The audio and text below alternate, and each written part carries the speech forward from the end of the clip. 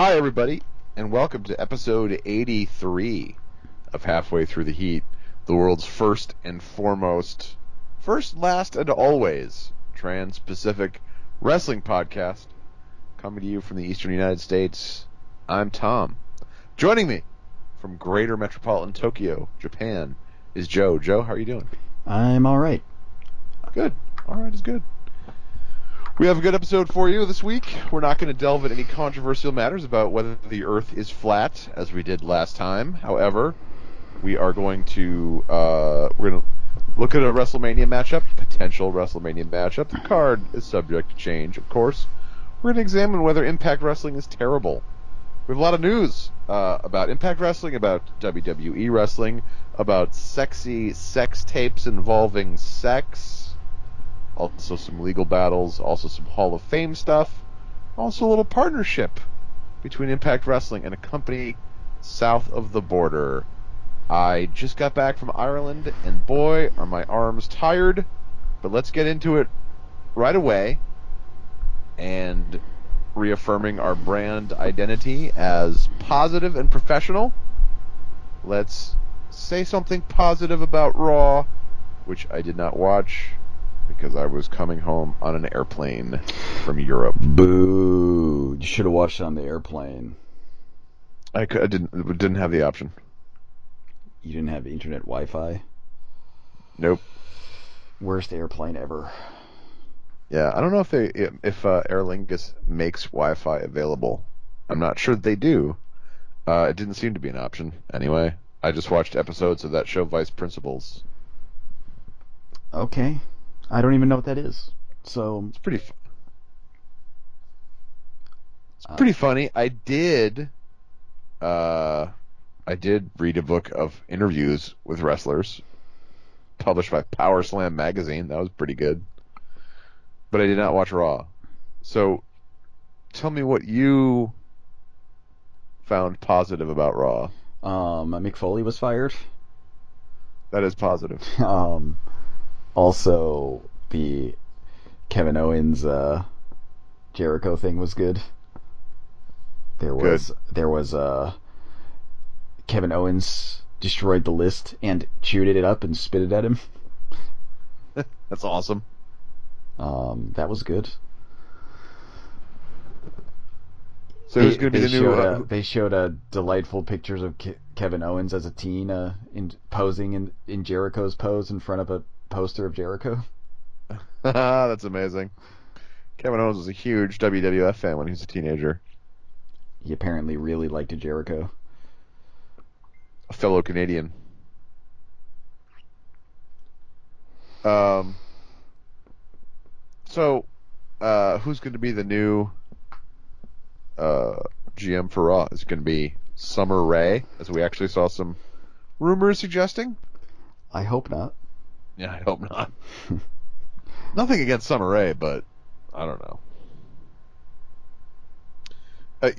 Also the sort of the GM role, like, it's one that we have to accept these days. There's always an authority figure, and it's sort of well established. I mean, you go back to Jack Tunney and everything; he was basically that, and Wally Carbo and AWA and stuff like that.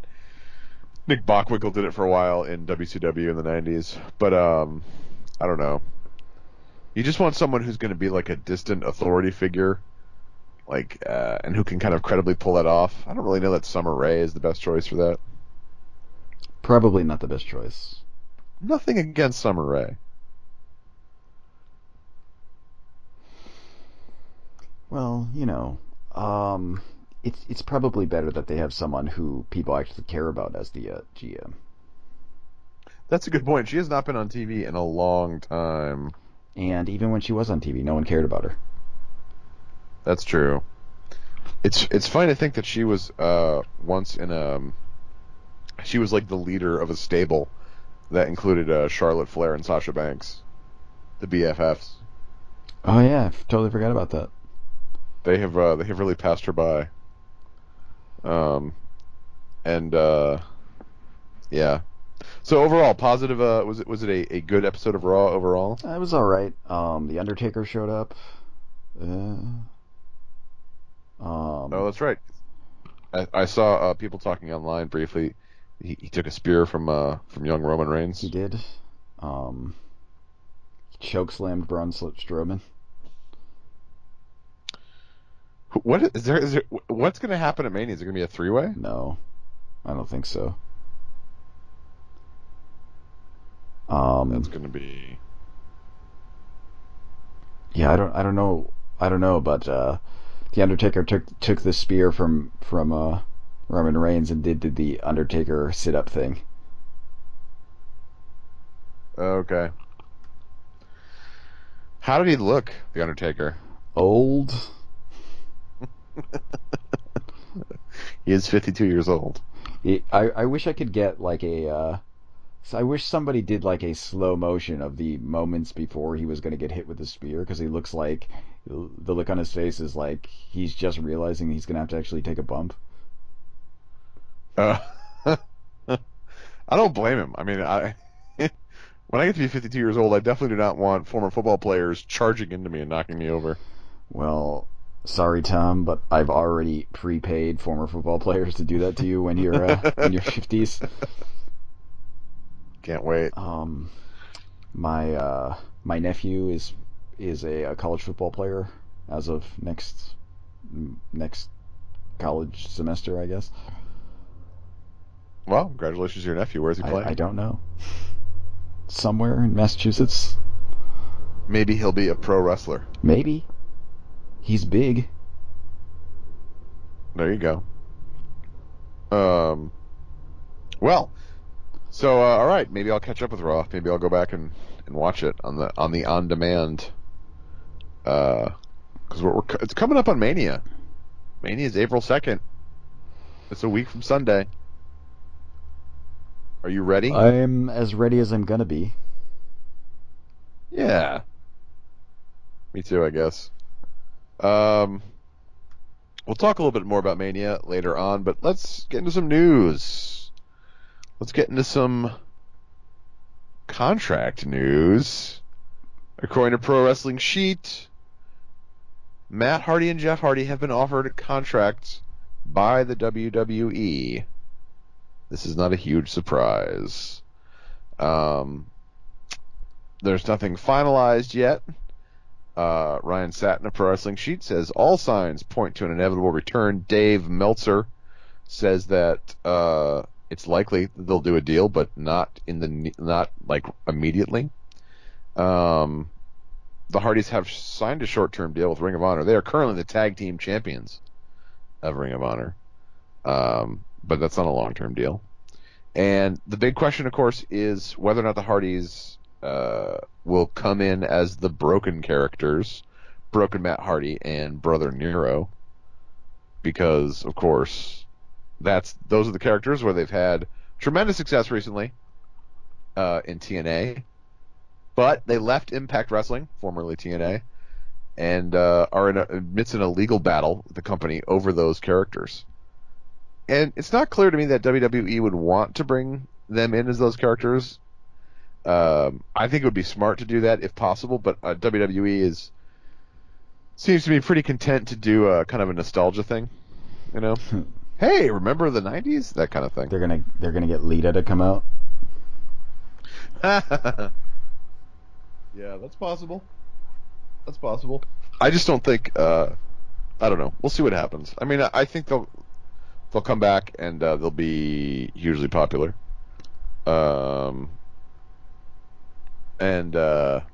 But I'm guessing a short-term run, kind of like when the Dudleys came back a little while ago. Yeah, I can imagine it'd be something like that.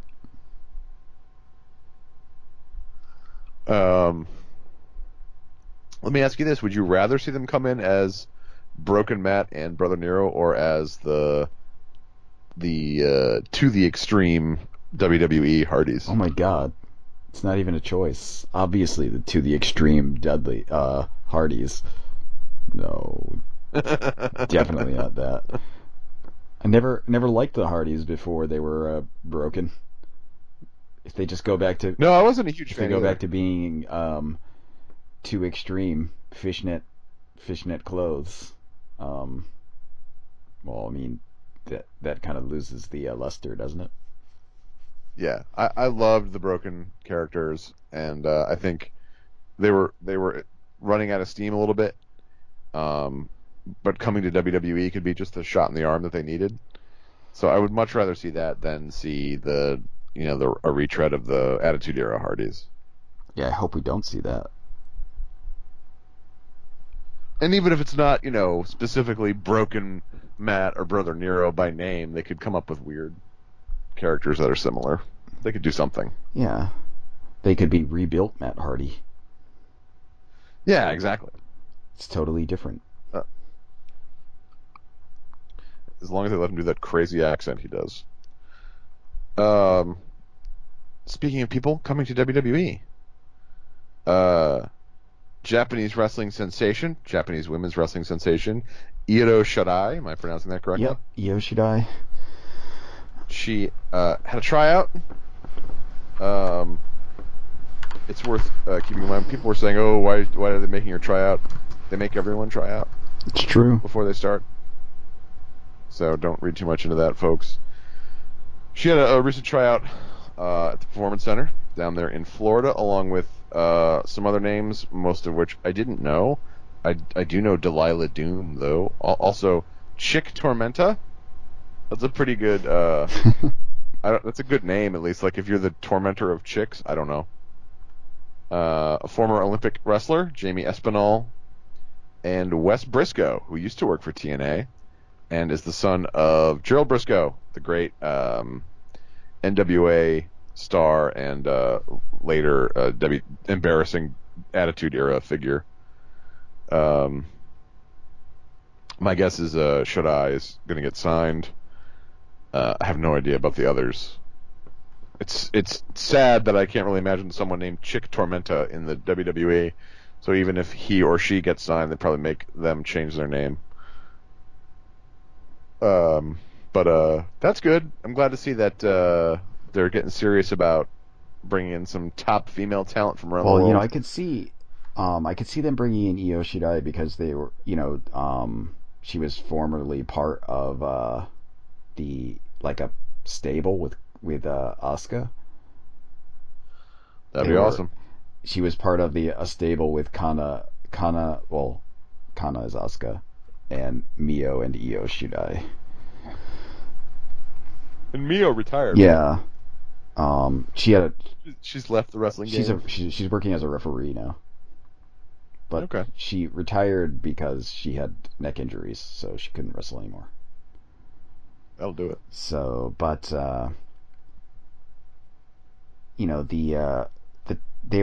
she was in a team with Asuka called the Triple Tails,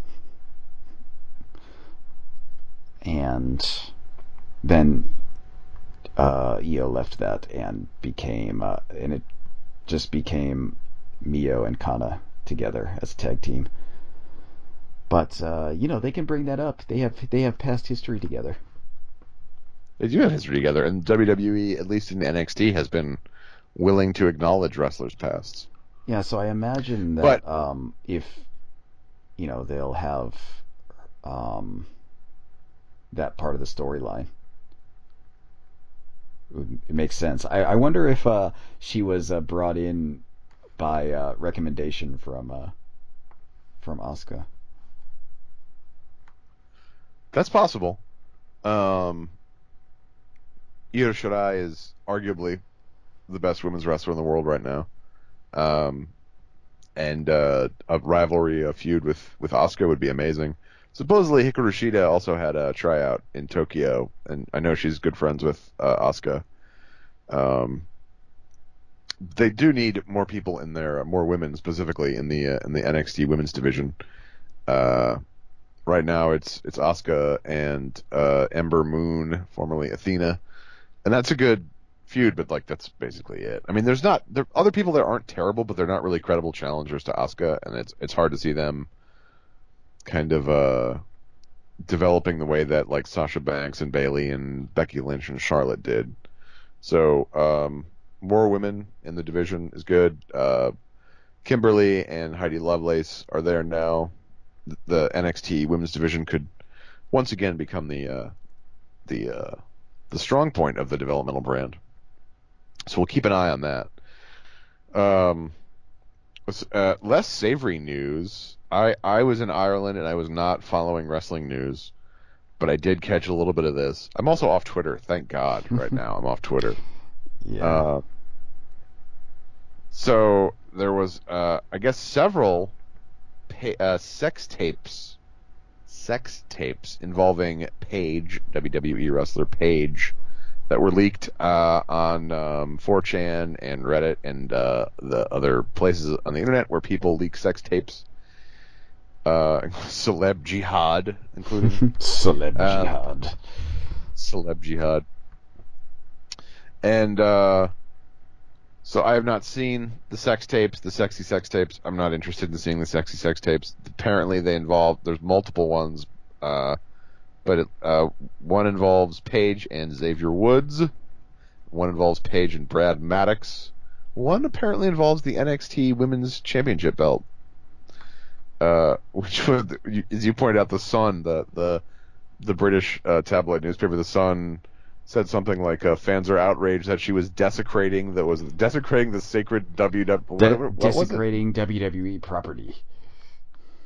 Yeah, people are like, oh my God, no one cares. Desecrating the sacred and holy NXT Women's Championship belt. By the way, if you think this is the only time a wrestling championship belt has been used in a sex act, you need to think again.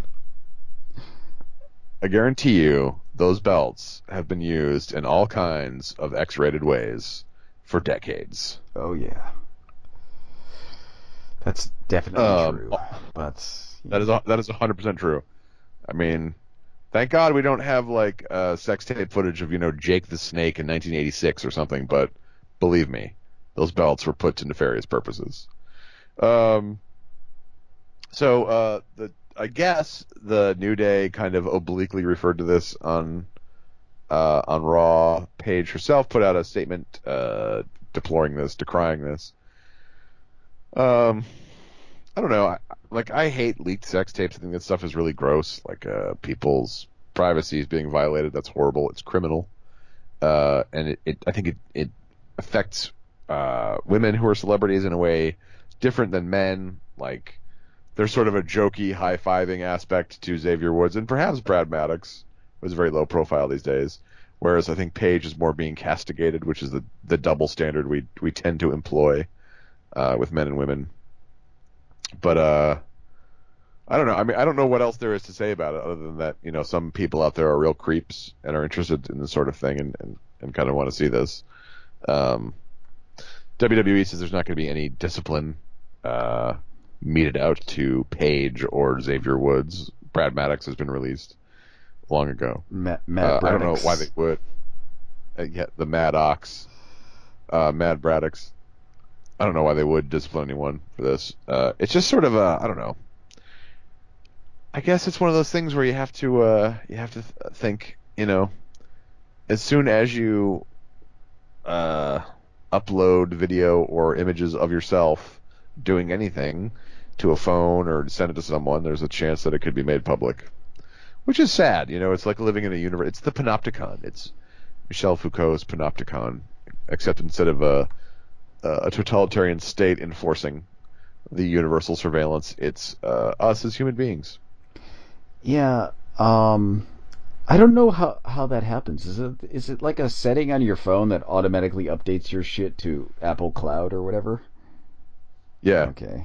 Yep. Some people have that. That's probably a bad idea for your sex tapes. Disable that feature. But I have iPhones and I do not back things up to the cloud. I don't do that either. I just take the responsibility. Yeah. I just take the responsibility to transfer my photos, my sex tapes, with championship belts. I'm just saying, all my sex tapes with Paige are not on her phone, is what I'm saying.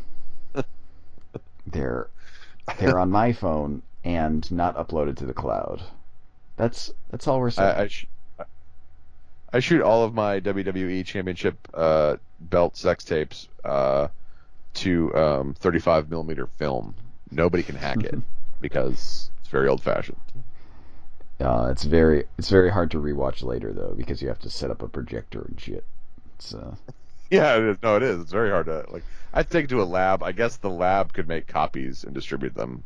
We haven't made it to that point yet. Well then. Speaking of other less happy news, although this is not as traumatic for anyone. Eric Bischoff, legal battle has an update. His legal battle with Impact Wrestling. It may be coming to an end. Pro Wrestling Sheet reports that Eric Bischoff has filed a motion seeking what's known as summary judgment because Bischoff and Jason Hervey, formerly of the Wonder Years, filed a breach of contract lawsuit against TNA 2 years ago, seeking unpaid money, about $115,000, which isn't all that much, but I wouldn't turn down $115,000. TNA's lawyers apparently have not responded, provided the documents needed, or met the court imposed deadlines, which could lead the judge to imposing a default judgment, which would mean that without having a trial, without considering evidence, the judge simply awards the unpaid money to Bischoff and Mr. Wonder Years. In 2015, of course, TNA was owned by a different company than it is now. But I assume that when Anthem bought the company, they assumed all of its debts and obligations. Jason Hervey is got his hands in wrestling for a long time. I remember him guest appearing on maybe it was a WCW pay-per-view or something. No, it was Clash of the Champions. Is that what it is? He was one of the he was in the crowd for one of them, and then he was in one of the Clash of the Champions they had an ill-fated decision to have celebrity judges scoring a match. I remember that. Boxing. Yeah. He was one of the judges, I think, along with the guy who played Eddie Haskell in Leave It to Beaver. Yes, that's true. Yeah, Jason Hervey, a lifelong wrestling fan who was involved in, I guess, booking TNA for a while with Eric Bischoff. But him and Eric Bischoff have a production company together. So all of these weird reality shows. If you remember that Scott Baio had a reality show, totally a Hervey Bischoff production. Wow. And Jason Hervey was in that show too. Also, I mean, he's apparently best friends with Scott Baio. Scott Baio, who surprisingly has been passed over for cabinet position in the Trump administration. Oh, unfortunate. Unfortunately. So anyway, he should have been put in charge of something, right? I mean, he should have. He was one of the few celebrities who stood up for Trump. He was Charles in charge. He should be in charge of something. Give him in charge of being in charge. He should be Scott in charge. So moving from Impact back to WWE, where in the world is Mauro Ranallo?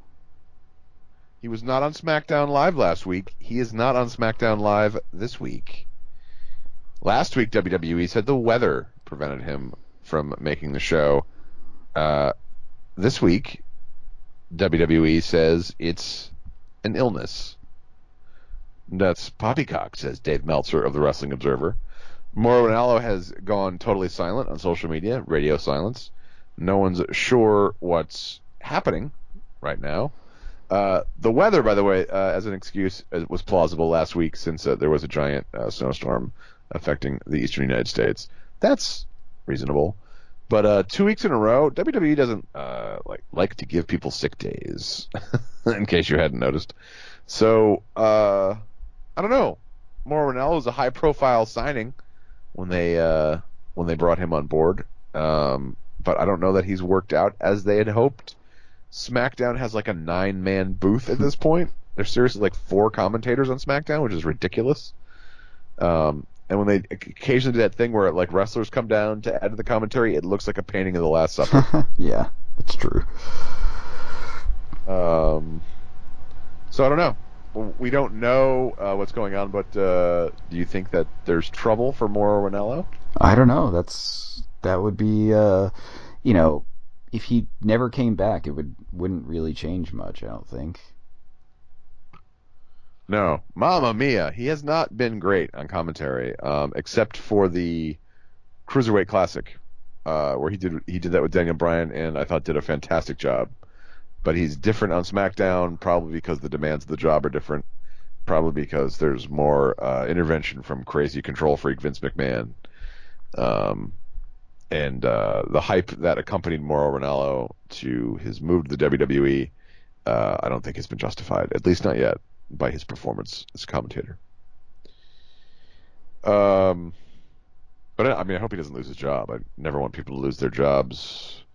I mean, we were just advocating for Scott Baio to get a job in the Trump administration. That's how concerned we are about people getting steady work.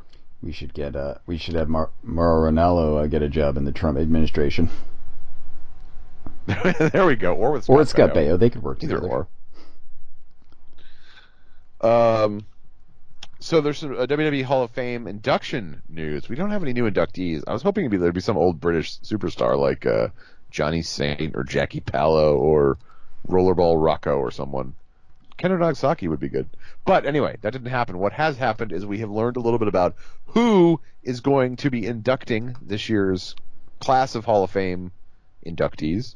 And we mentioned one of them earlier. Eric Bischoff is going to be inducting DDP. Good choice?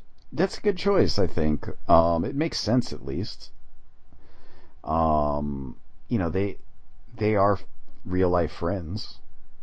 And apparently, like the idea on the thing on WCW was that they lived close by. They were like neighbors.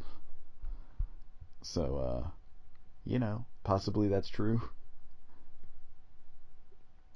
I agree. I think it's a good choice. DDP became famous in WCW. He was made a star in WCW. Eric Bischoff is a WCW guy.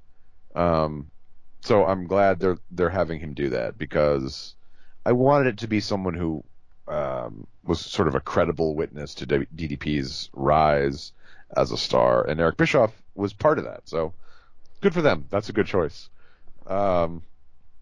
Inducting Kurt Angle, and as we talked about, I think last week, Kurt Angle did not know who was inducting him and did not get to choose. And he said he was surprised by that. We were not surprised by that, because we know that Vince McMahon is a deranged control freak. The choice was, drum roll, John Cena. Why John Cena?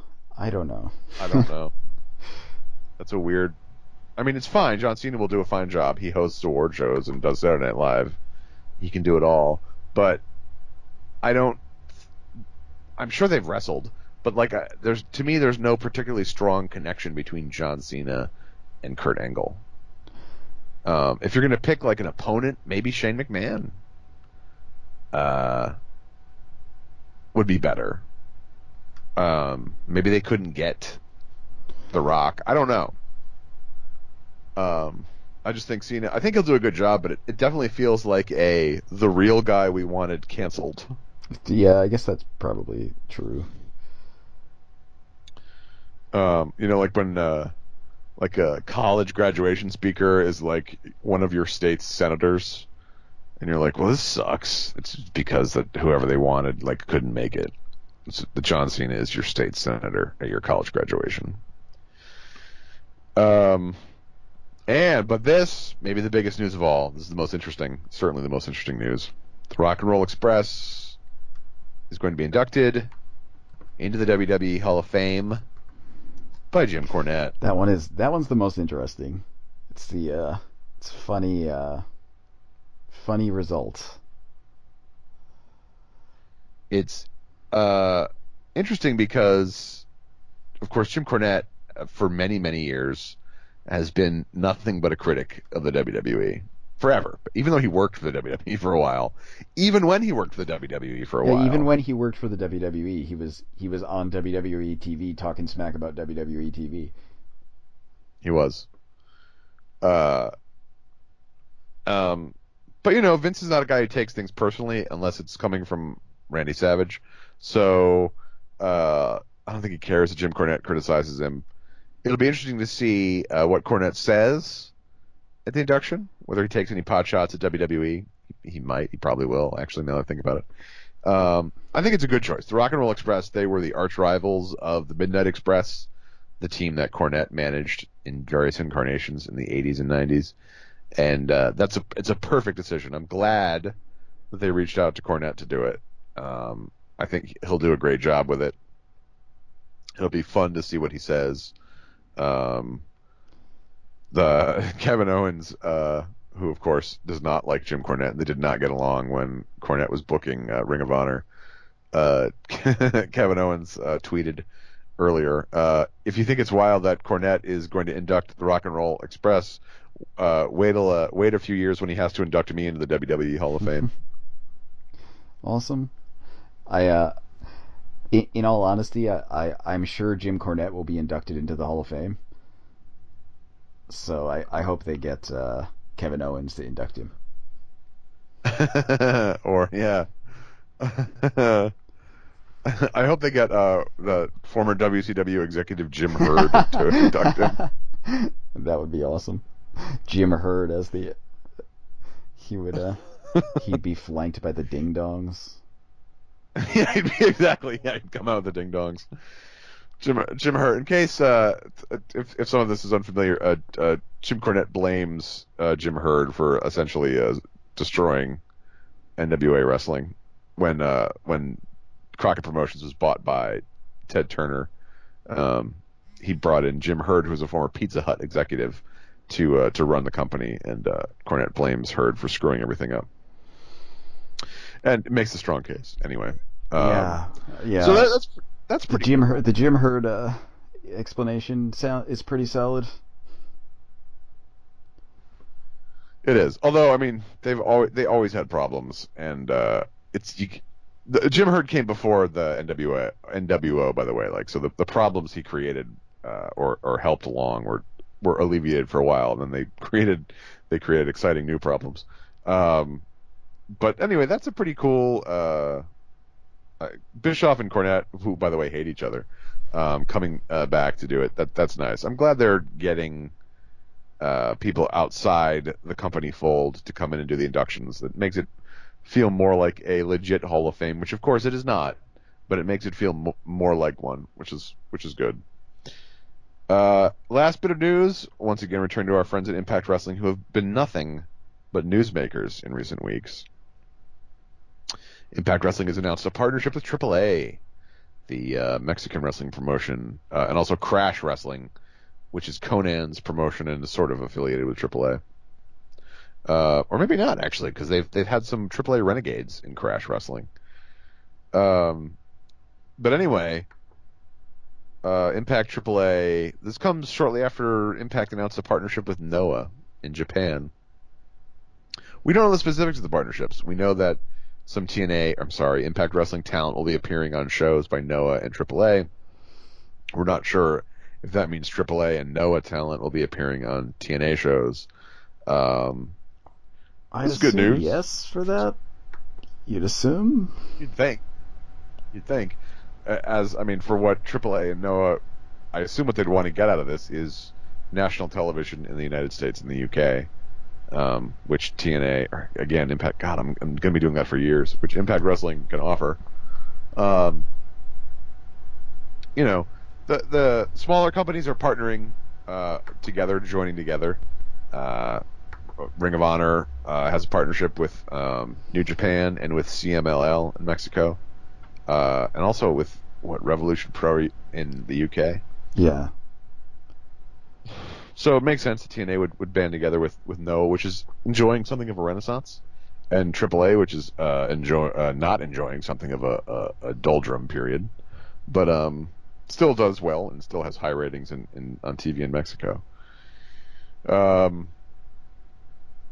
So Impact Wrestling. Let's talk about Impact Wrestling. Let's for a moment consider Impact Wrestling.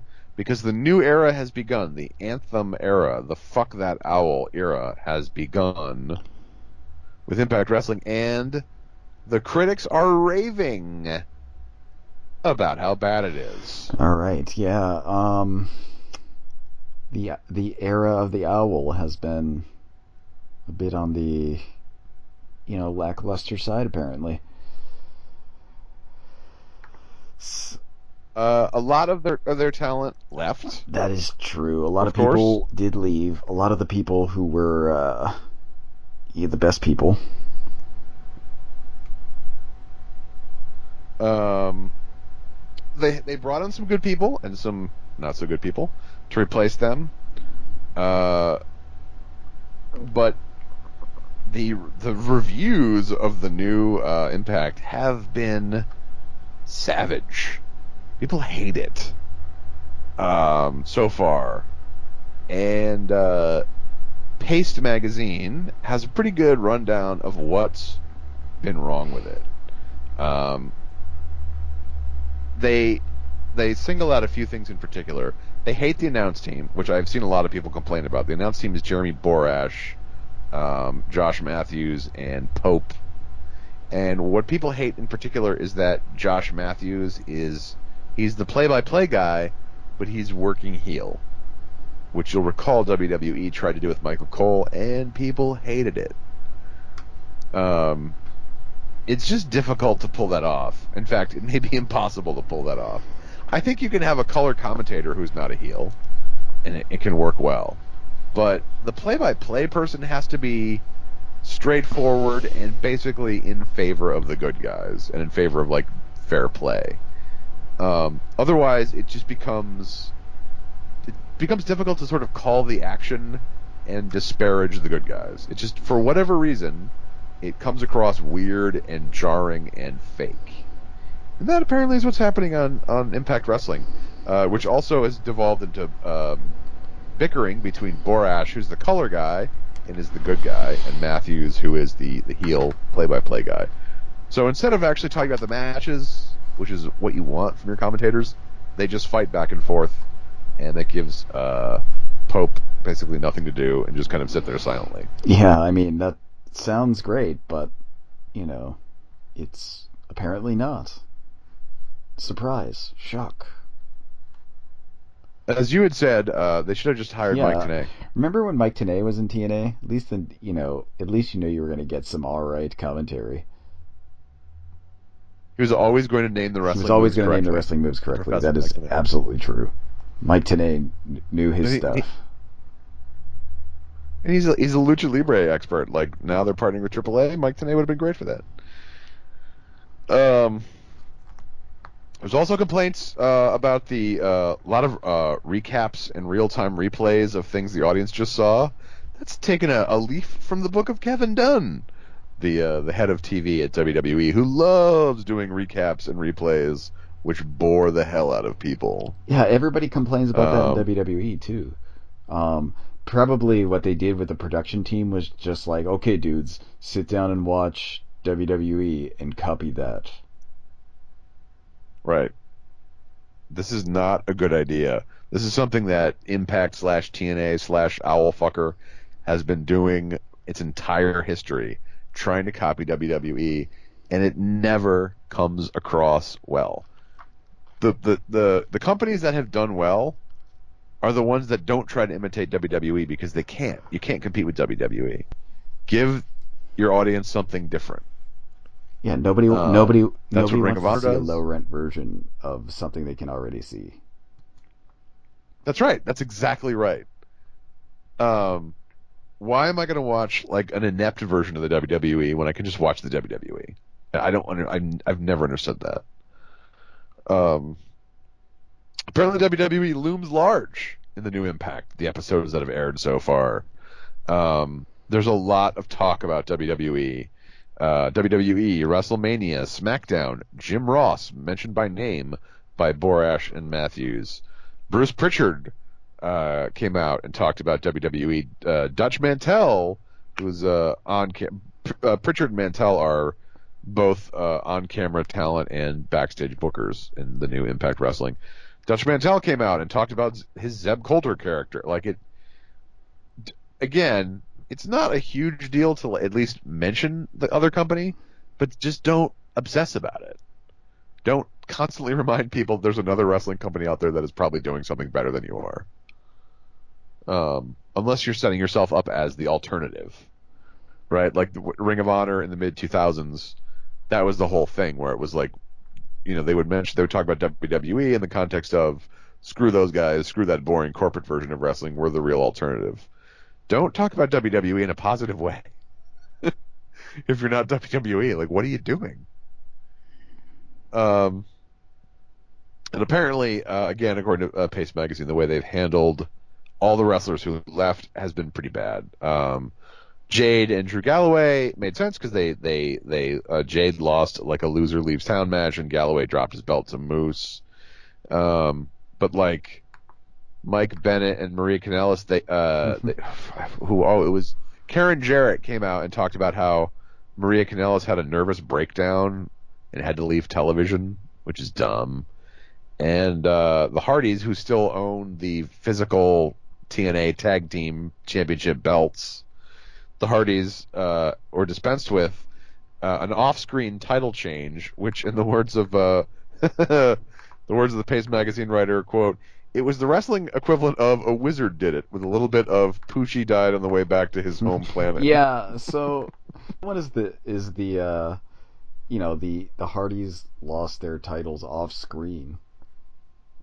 Just what do you do with that? I mean,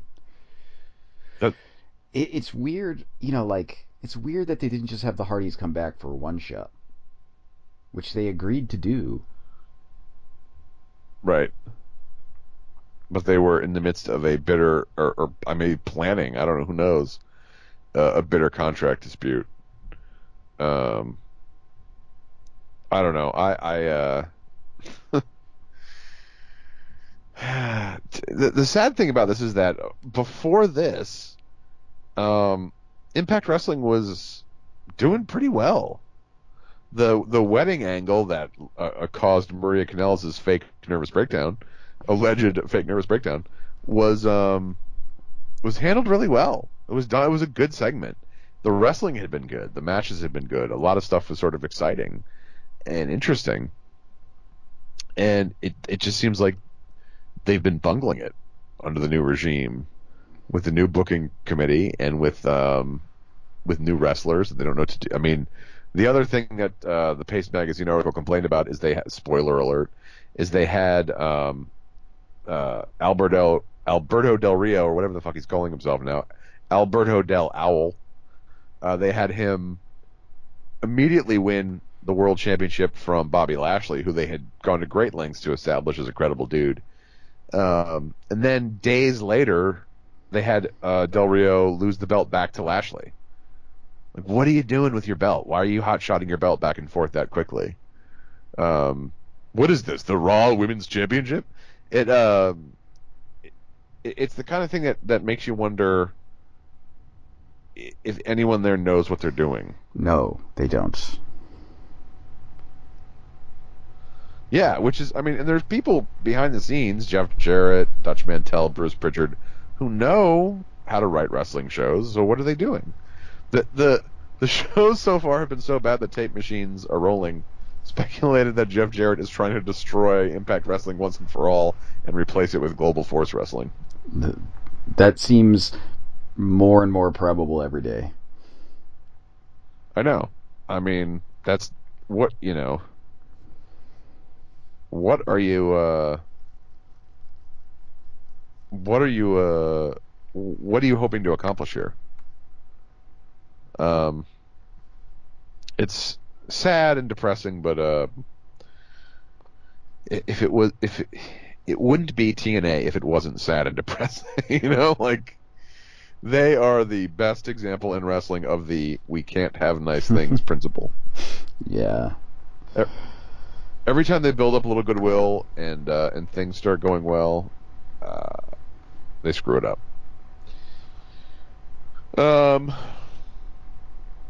So I mentioned, we'd alluded to this last week, that WrestleMania week is coming up. It's not just about WrestleMania. There's lots of things you can watch. And I wanted to highlight things you can watch on FloSlam specifically.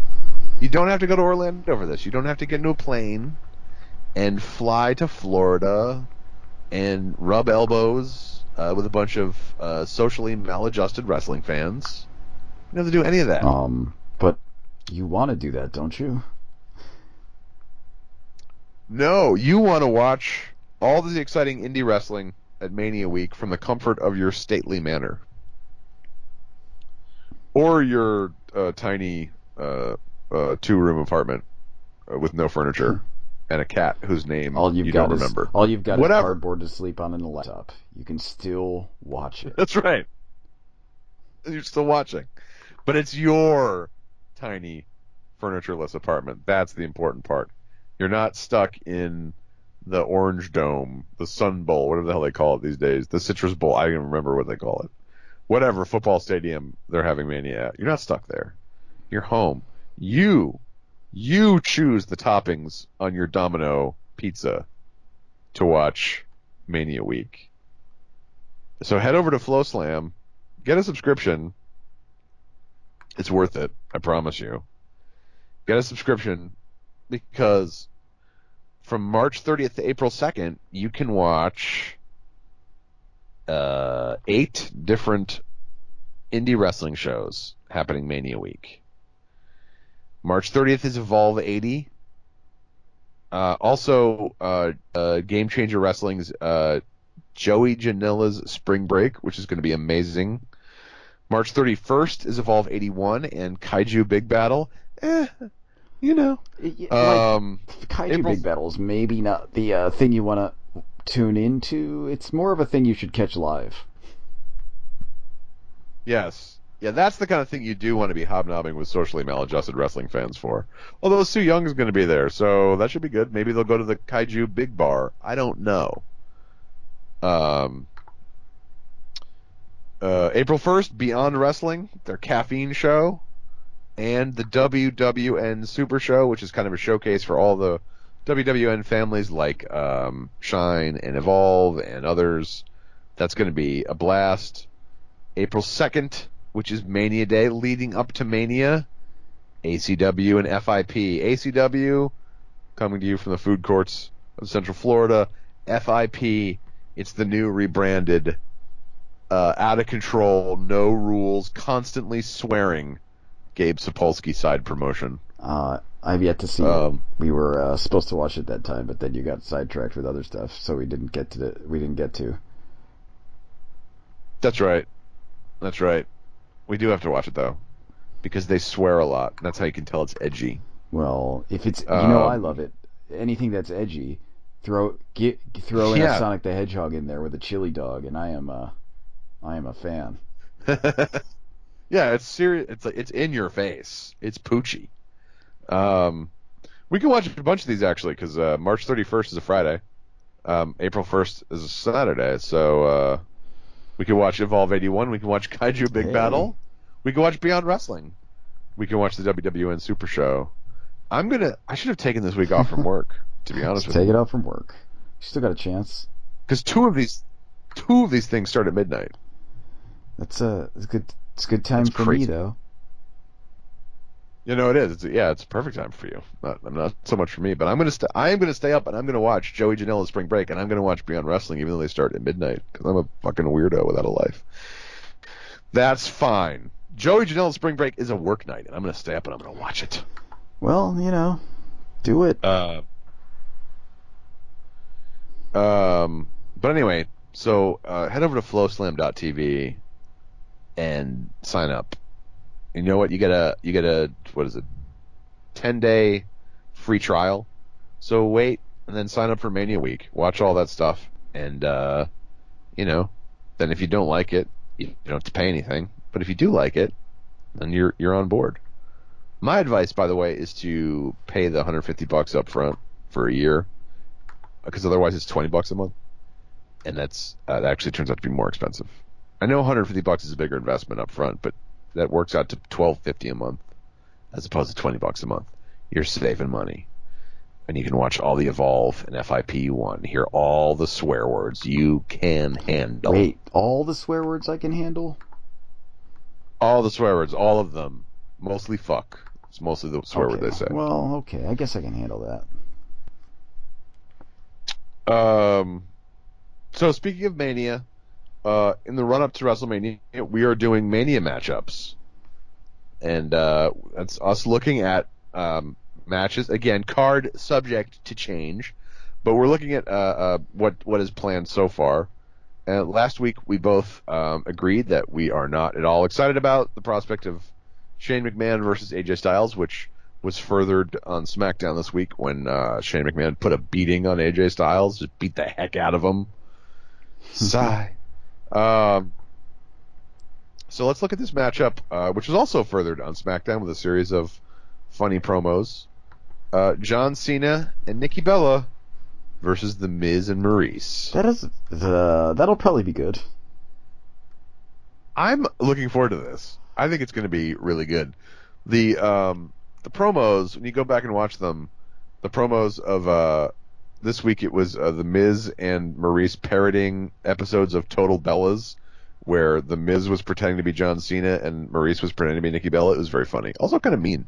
But The Miz is a lot of fun as a heel. John Cena is a really good wrestler. Nikki Bella is the queen of strong style. And I have not seen Maurice wrestle in I don't know how long, but I'm sure she's serviceable. I'm going to enjoy this. This to me is going to be one of the highlights of the WrestleMania. I'm not all that excited about. I will be perfectly honest with you. I'm looking forward to it, but I'm not like super excited for it. This I think is going to be one of the fun parts of the night. Yeah, I think it has the potential to be pretty fun. So it should be good. That one should be good. So overall, we're excited for this Mania matchup.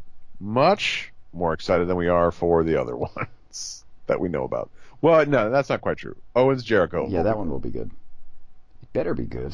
After the build-up has been so good, the match better actually be good. Yes, but both those guys... Yeah, I'm not really worried about those wrestlers. Two guys because, No, and as we said last week, I think that AJ versus Shane will be a good wrestling match. I just think it's a dumb one. And it won't be as good as AJ versus almost anyone else on the roster. AJ Fandango would be a better match. Probably, yes.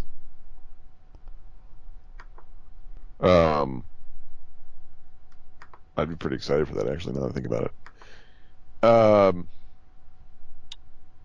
I think that's it for this week. Yeah, that's all we got, isn't it? Do we have any... Oh, wait, do we have any other WrestleMania matches to talk about? Because we've got that women's match suddenly changed during Raw to be a three-way. That's right. Yeah, actually, why don't we quickly run down the matches that we know about, because next week you may be doing some immigration stuff, so we may not have a pre-WrestleMania podcast. That's true. We might not, unless we somehow do it late, which is maybe possible. It is possible. But just in case, here is the announced card so far. Shane McMahon versus AJ Styles, we talked about that. It's going to suck. Andre the Giant Memorial Battle Royal. Quick pick a winner. Big Show. Big Show. I'm going to say it's Kevin Federline. The Club versus Enzo Amore, Big Cass versus Cesaro and Sheamus for the Raw Tag Team Championship. Who cares? Who cares? I mean, who cares? It'll be fine. I'm going to say Cesaro and Sheamus win. But I don't really I'm care. going to say the Club retain, but it doesn't matter anyway. Neville versus Austin Aries for the Cruiserweight Championship. That'll be good. I think Austin Aries wins. Yeah, I'll say that. I'll go with that. That'll be a good match, though. The SmackDown Women's Championship. It's a car crash. Alexa Bliss versus Carmella versus Natalya versus Mickie James versus Becky Lynch versus TBA. Oh, Jesus. Maybe Summer Rae wins. 6-woman scramble for the SmackDown Women's Championship. We all lose no matter who wins. We all lose. I'd like to see Becky Lynch win at WrestleMania. I don't know if that's going to happen, but all I know is unless Asuka shows up and cleans house and unifies the NXT and SmackDown Women's Championships, this is not going to be a good match. Asuka could show up if it's TBA though, huh? Yeah, Asuka could show up. So there are good wrestlers in that match, but like 6 wrestler scrambles always suck, and most 6 wrestler scrambles don't have the disability of Carmella and Natalya. Yeah. So it's gonna be probably bad. Probably bad. All right, so tell me what's happening with the Raw Women's Championship. It's Bayley and what's her face? Charlotte? Is it Charlotte? Sasha Banks? Sasha Banks? And Nia Jax is suddenly in it now. After Raw, Nia Jax. So it's a 4-woman scramble. Yeah. The Nia Jax is added to the match because she beat Bayley on Raw. It was punishment for Bayley supporting Mick Foley. It's a fatal 4-way. Boy, do I love a fatal 4-way. It's gonna be great. That's almost as bad as a 6-woman scramble. Who do you think wins? Nia Jax? No, not Nia Jax. I don't know. I assume that they'll keep the belt on Bayley. I think either that or her or Charlotte. Yeah, it's gonna be that. I think. I doubt it's gonna be Nia Jax. That would be weird. Yeah, I don't think it's gonna be Sasha either. I don't think they're believers in Sasha. Specifically Vince. John Cena and Nikki Bella versus The Miz and Maurice. We talked about that. That's gonna be good. It's gonna be good fun. Chris Jericho versus Kevin Owens. That's gonna be good fun. Do you think Kevin Owens wins? Yeah, I mean that only makes sense. Yeah, Jericho's got a busy schedule this year. Kevin Owens wins, which would make him the new U.S. champion. So I'd love to see Kevin Owens win a championship belt at WrestleMania. And then we got the triple main event: Roman Reigns versus The Undertaker, 6-star match. That's gonna be awful. Yeah, I mean, it's going to be terrible. I don't know why they're doing it. There's no reason to do it, except they want to shoehorn The Undertaker into WrestleMania, and this is the way they're going to be doing it. My suspicion here is this is another one of their ways to try to get Roman Reigns over by having him have a win at WrestleMania over The Undertaker. Yeah, and which will not work. Not going to work.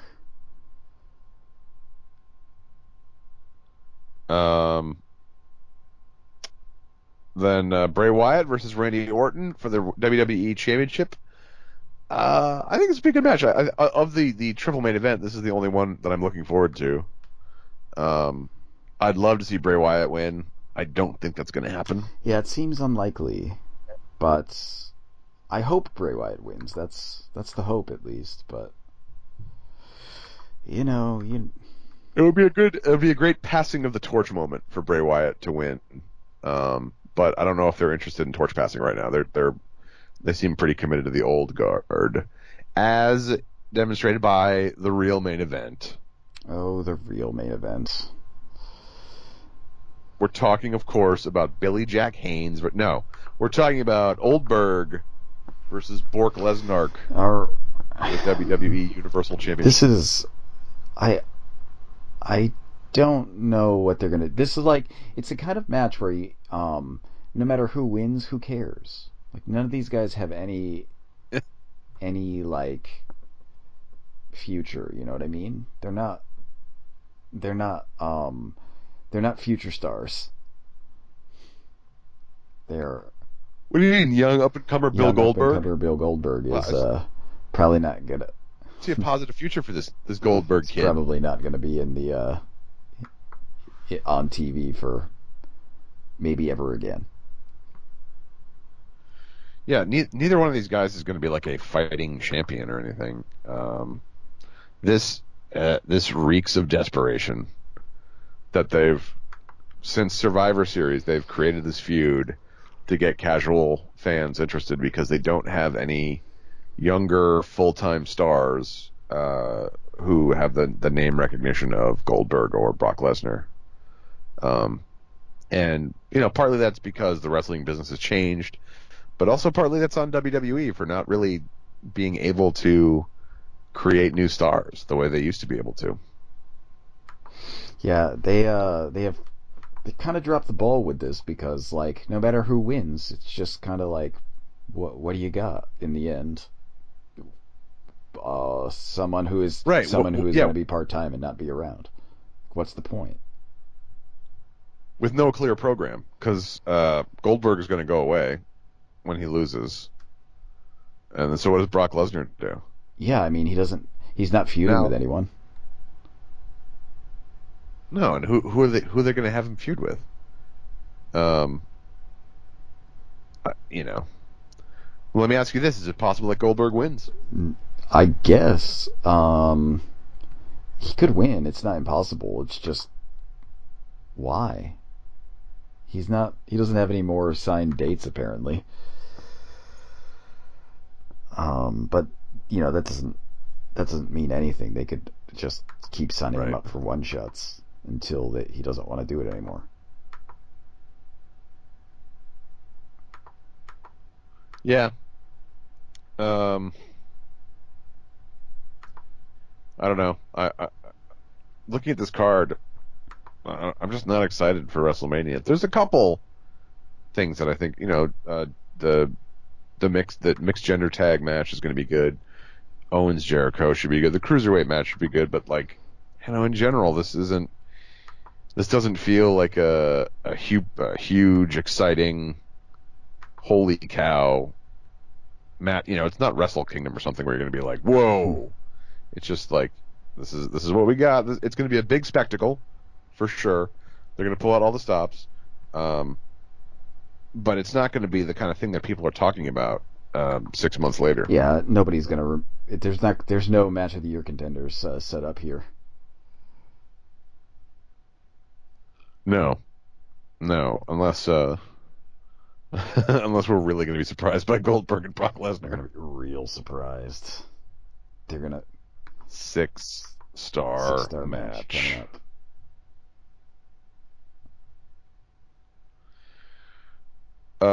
All right, so hopefully we'll be back next week with a full-on Mania discussion.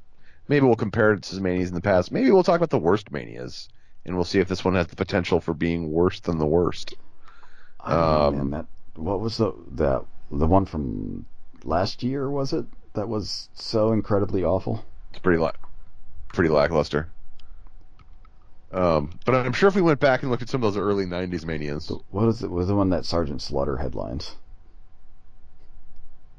Yeah, the one where Jim Ross was wearing a toga also springs to mind. Okay.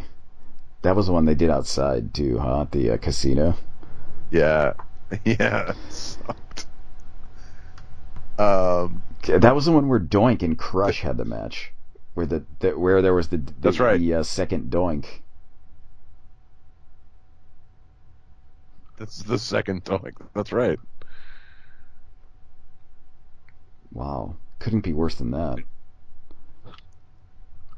No, it would be hard to beat that. They also remember during their lean period. Don't forget, WrestleMania 11 was from Hartford, the Hartford Civic Center. All right, Hartford Civic Center. It's going to be a top tier event when it's at the Hartford Civic Center. Yeah, and that's it's hard to imagine them. I mean, it's become such a spectacle that it's hard. And the main event of that, recall, was Bam Bam Bigelow versus Lawrence Taylor. I remember that. Man. Yeah. Okay. It's gonna be hard to. Gotcha. I mean, hard to beat that as a bad card. Oh, there could be Shaq versus the Big Show. It's not gonna happen. It's not gonna happen. It's not gonna happen. The Undertaker versus King Kong Bundy in that WrestleMania 11. Wow, that's That sounds like it's going to be as good as The Undertaker versus basically anybody today. Best match on the card: Diesel with Pamela Anderson beating Shawn Michaels with Jenny McCarthy.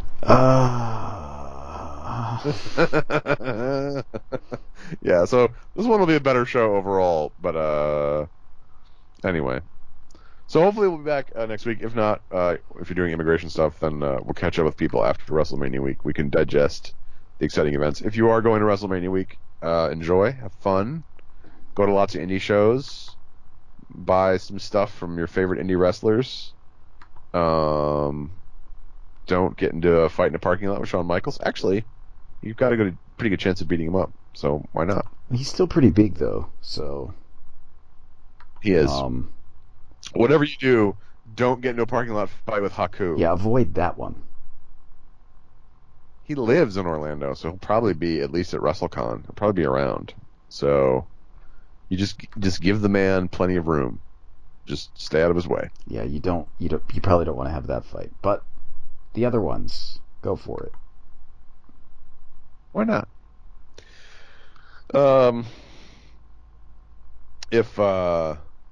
If this excites you, if our banter excites you, there's other ways you can find out. You can listen to our banter. You can, or at least read our banter.